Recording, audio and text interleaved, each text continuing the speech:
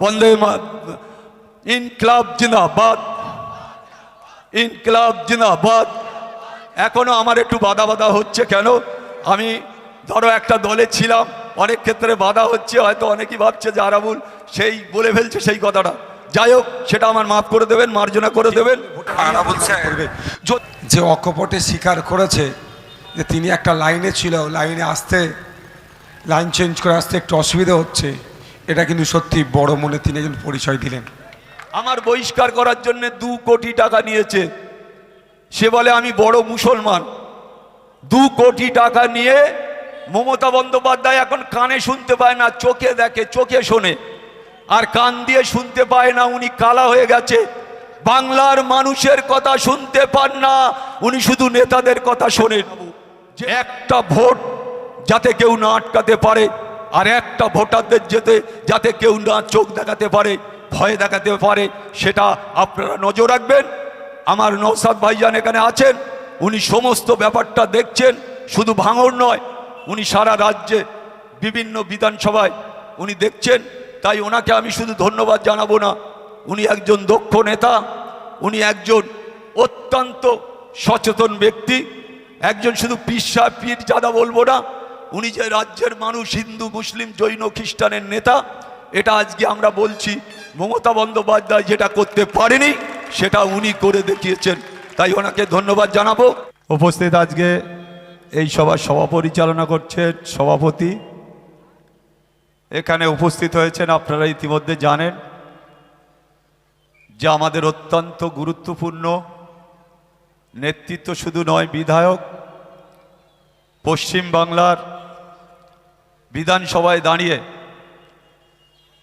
যিনি সরকারের বিরুদ্ধে চ্যালেঞ্জ করে তিনি তার বক্তব্য রাখেন ভাঙনের মানুষের জন্য, সেই নওশাদ ভাইজান এখানে উপস্থিত আছেন। এখানে আমাদের জেলার নেতৃত্ব উপস্থিত আছেন। এখানে আমাদের মহিলা নেত্রী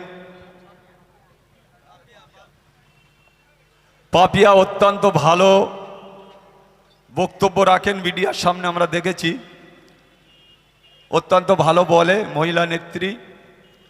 এখানে উপস্থিত আমার নারায়ণপুরের আইএসএফের কর্মী ভাই বন্ধু, আমার মায়েরা বোনেরা, প্রেসের বন্ধুরা, পুলিশের যারা দায়িত্বপূর্ণ নেতৃত্ব এখানে উপস্থিত আছেন, প্রশাসনের লোকেরা। আমি কয়েকটা কথা বলবো। আপনারা জানেন যে আমি দীর্ঘদিন ধরে একটা দলের সাথে যুক্ত ছিলাম। আজকে আমি আর সেই দলটায় নেই। কেন? বিভিন্ন মিডিয়ারা প্রশ্ন করেছে, আমি আজকে আর সেই দিকে যাব না। আমি খুব শর্টে বলবো, যেহেতু আমার ক্যানিং বিধানসভার একটা গুরুত্বপূর্ণ বৈঠক চলছে ঘটকপুকুরে, আমি সেখানে পৌঁছব। শুধু একটা কথা আপনাদের জেনে রাখতে হবে, এবারে নির্বাচন। হয়তো অনেকেই বলছে আমরা জোর করে নেব, অনেকেই বলছে আমরা গণনা কেন্দ্রে গিয়ে কেড়ে নেব, অনেকেই বলছে বুথে বুথ বসতে দেব না, আবার অনেকেই বলছে পাড়ায় পাড়ায় গিয়ে প্রচার করছে তোরা কেউ বেরবি না। আজকে যখন আমি সকাল 8টা থেকে আমি প্রোগ্রাম শুরু করি ঝোড়োর মোড় থেকে, সেই বাজারে মাইক প্রচার করে বলা হয়েছে যে আরাবুলের আজকে মিছিল আছে, তোমরা কেউ দয়া করে বেরোবেন না। তারপরে জীবনতলায় সেখানেও প্রচার করা হয়েছে যে দয়া করে আপনারা কেউ বেরোবেন না। আমার ভিডিওটাতে দেখবেন যে হাজারে হাজারে মানুষ, হাজারে হাজারে মহিলা, মায়েরা, বোনেরা ছুটে ছুটে আসছে আমার সাথে দেখা করার জন্য। জীবনতলায়ও তাই, একটা দোকানপাটও বন্ধ করেনি কেউ, সেখানে হাজারে হাজারে মানুষ দাঁড়িয়েছিল। আজকে আমরা শুধু একটা কথা বলতে চাই যে ভাঙড় বিধানসভায় যিনি আজকের আমার ভাইজানের বিরুদ্ধে লড়াই করছেন, তিনি ক্যানিংটাকে শেষ করেছেন।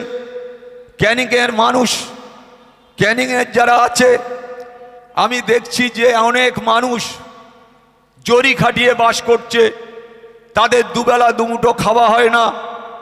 আর আমাদের যিনি ভদ্রলোক এখান থেকে দাঁড়িয়েছেন, তিনি 14খানা গাড়ি নিয়ে ঘুরে বেড়াচ্ছেন। তার সামনে পুলিশ, পিছনে পুলিশ, ডাইনে পুলিশ, বাঁয়ে পুলিশ। আজকে তিনি একজন ক্যানিংয়ের বিধায়ক, যেখানে 71% মানুষের খাওয়া হয় না, জরির চালে চাল খাটিয়ে বসবাস করে সেখানকার বিধায়ক এইভাবে চলে, এটা আপনাদের ভাবতে হবে। আজকে তিনি কার সাথে লড়াই করছেন? ভাঙড়ে এমন একজন ব্যক্তির সাথে লড়াই করছেন, তারা জেনে রাখা উচিত যে তিনি ক্যানিংয়ের মানুষের কাছে জোর করে ভোট কেড়ে নিতে পারে, কিন্তু ভাঙড়ের মানুষের কাছে ভোট কেড়ে নিতে পারবে না, এটা ওনার জেনে রাখা উচিত। তাই আমরা ভাঙড় থেকে ওনাকে বিপুল ভোটে হারিয়ে প্রমাণ করে দেবো যে ভাঙড়ের মানুষ সঠিক নেতৃত্বের ভোট দেবে।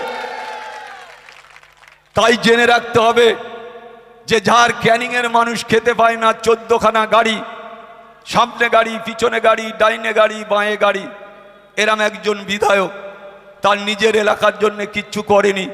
গরিব মেহনতি মানুষের জন্য ঘর দেয়নি, আবাস যোজনার ঘর দেয়নি। আমি শুনছিলাম একটা প্রধানের বাড়িতে 14খানা ঘর, একটা মেম্বারের বাড়িতে 12খানা ঘর।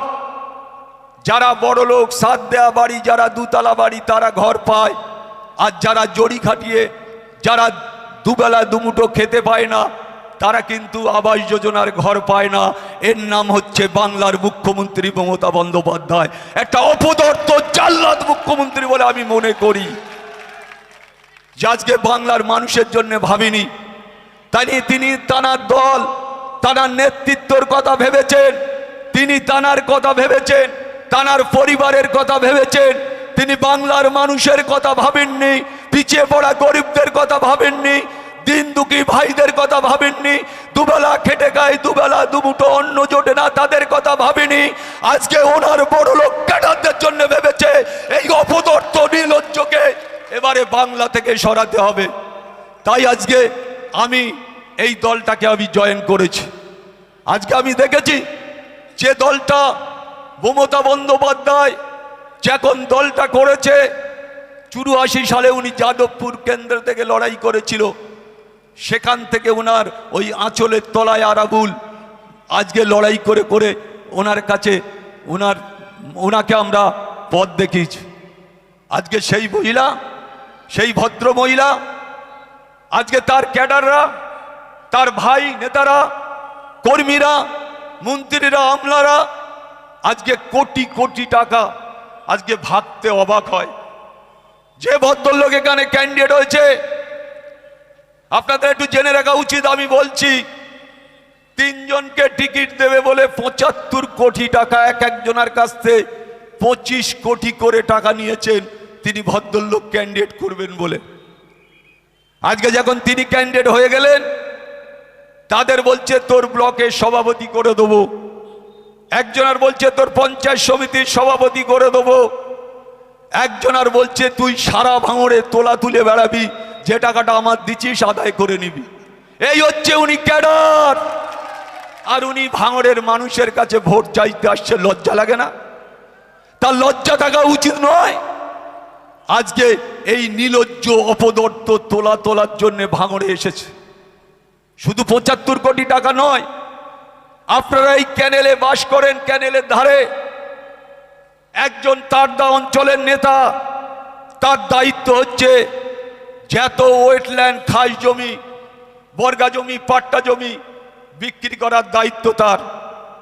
আপনারা ভাবলে অবাক হবেন, তারদা অঞ্চলে একটা জমি বিক্রি করেছে 300 বিঘে জমি, সেখানে প্রায় 2000 কোটি টাকা আত্মসাৎ করেছে। তারপরে যখন সেখানকার মানুষ জানতে পারলো, যখন মাথায় পাখড়ি বেঁধে নামলো, তখন নেতারা সব ছুটে পালিয়ে গেল সেখান থেকে। জমি ঘিরছিল। আজকে ওয়েটল্যান্ড বিক্রি করছে, খাস জমি বিক্রি করছে, ডেঙ্গা বাস্তু জমি বিক্রি করছে, করে 600 কোটি টাকা তুলে কিছু নেতা আছে, কলকাতার নেতা, তাদের কাছে এই টাকাটা পৌঁছতে হয়। আমার বহিষ্কার করার জন্য 2 কোটি টাকা নিয়েছে। সে বলে আমি বড় মুসলমান। 2 কোটি টাকা নিয়ে মমতা বন্দ্যোপাধ্যায় এখন কানে শুনতে পায় না, চোখে দেখে, চোখে শোনে, আর কান দিয়ে শুনতে পায় না। উনি কালা হয়ে গেছে, বাংলার মানুষের কথা শুনতে পান না, উনি শুধু নেতাদের কথা শোনেন। যে কটা তোলাবাজ নেতা, যে কথা হাজার হাজার কোটি টাকা যাদের ধরলে পাওয়া যাবে, ইডি সিবিআইও তাদের সাথে বকরা করে টাকা, এটা জেনে রাখতে হবে। আজকে এতগুলো কেস হয়েছে, একটা কেসেরও অ্যাকশন হয়নি, ইডি সিবিআই করেননি কেন? আমি 500 কোটি টাকা আয় করেছি, আমি যদি 200 কোটি টাকা ইডিকে সিবিআইকে দিই, তাহলে আমার তো 300 কোটি টাকা থাকলো। এই চোরের দল, এই গরু চোর, বালি চোর, কয়লা চোর, চাকরি চোর, এই চোরেদের দল হাজার হাজার কোটি টাকা দুর্নীতি করেছে, আর সেই টাকার বকরা ইডি সিবিআই রে নিয়ে দিল্লি চলে যাচ্ছে। বলে আমরা ভাই বিরাট কাজ করছি। কি কাজ করছো? এসে বাড়ি এসে একটু বাড়ি 2-4 জন এসে ঘোরাঘুরি করলি, সে দেখছে যে সত্যি তো ইডি সিবিআই ঘুরছে, বাড়ি ঢুকলো, সঙ্গে সঙ্গে আলোচনা হয়ে গেল, ভাই 50-50, আমি যা আয় করেছি তুই লে হাফ আর আমি লেই হাফ। বকরা করে দিল্লিতে চলে যাচ্ছে, আর নরেন্দ্র মোদী, অমিত শাহ সে টাকার বকরাও মনে হয় পাচ্ছে। আর না তো এদের কেন জ্বালা নেই কেন? বাংলায় মমতা বন্দ্যোপাধ্যায়ের কাছে আসলে সব যেন শুয়ে পড়ে এরা, এদের আর শক্তি থাকে না, মেরুদণ্ডহীন, এদের মেরুদণ্ড থাকে না এই ইডি সিবিআই। তাই বলতে চাই, আমি প্রশাসনের বন্ধুদের বলবো যে এবারে নির্বাচন অত্যন্ত গুরুত্বপূর্ণ নির্বাচন। এবারে নির্বাচনে একতরফা যদি কোনো প্রশাসনের লোকেরা করে, আপনারা আমাদের জানাবেন, আমরা সঙ্গে সঙ্গে নির্বাচন কমিশনার থেকে শুরু করে সর্বস্তরে জানাবো। একটা ভোট যাতে কেউ না আটকাতে পারে, আর একটা ভোটারদের যাতে কেউ না চোখ দেখাতে পারে, ভয় দেখাতে পারে, সেটা আপনারা নজর রাখবেন। আমার নওশাদ ভাইজান এখানে আছেন, উনি সমস্ত ব্যাপারটা দেখছেন, শুধু ভাঙড় নয়, উনি সারা রাজ্যে বিভিন্ন বিধানসভায় উনি দেখছেন। তাই ওনাকে আমি শুধু ধন্যবাদ জানাবো না, উনি একজন দক্ষ নেতা, উনি একজন অত্যন্ত সচেতন ব্যক্তি, একজন শুধু পীর জাদা বলবো না, উনি যে রাজ্যের মানুষ, হিন্দু, মুসলিম, জৈন, খ্রিস্টানের নেতা, এটা আজকে আমরা বলছি। মমতা বন্দ্যোপাধ্যায় যেটা করতে পারেনি সেটা উনি করে দেখিয়েছেন, তাই ওনাকে ধন্যবাদ জানাবো। বক্তব্য রাখার মতন অনেক পরিস্থিতি ছিল, কিন্তু আমাদেরও পাশের বিধানসভায় আমি লড়ছি, আপনারা জানেন। আমি শুধু একটা কথা বলবো, ভাঙড়ে নওশাদ ভাই লক্ষাধিক ভোটে জিতবে, আর এর জবানাত চলে যাবে, এটা আপনারা জেনে রাখবেন। তাই সবাইকে ধন্যবাদ, শুভেচ্ছা, অভিনন্দন, ভালোবাসা জানিয়ে, আমার ভাইজানকে আর একবার শুভেচ্ছা অভিনন্দন জানিয়ে, আমার মায়েরা, বোনেরা, আমার নারায়ণপুর অঞ্চলের সমস্ত নেতৃত্ব কর্মী, আইএসএফের বন্ধুরা, সবাইকে আন্তরিক শ্রদ্ধা, ভালোবাসা জানিয়ে আমি আমার ছোট্ট বক্তব্য শেষ করলাম। বন্দে ইনকলাব জিন্দাবাদ, ইনকলাব জিন্দাবাদ। এখনো আমার একটু বাধা বাধা হচ্ছে, কেন?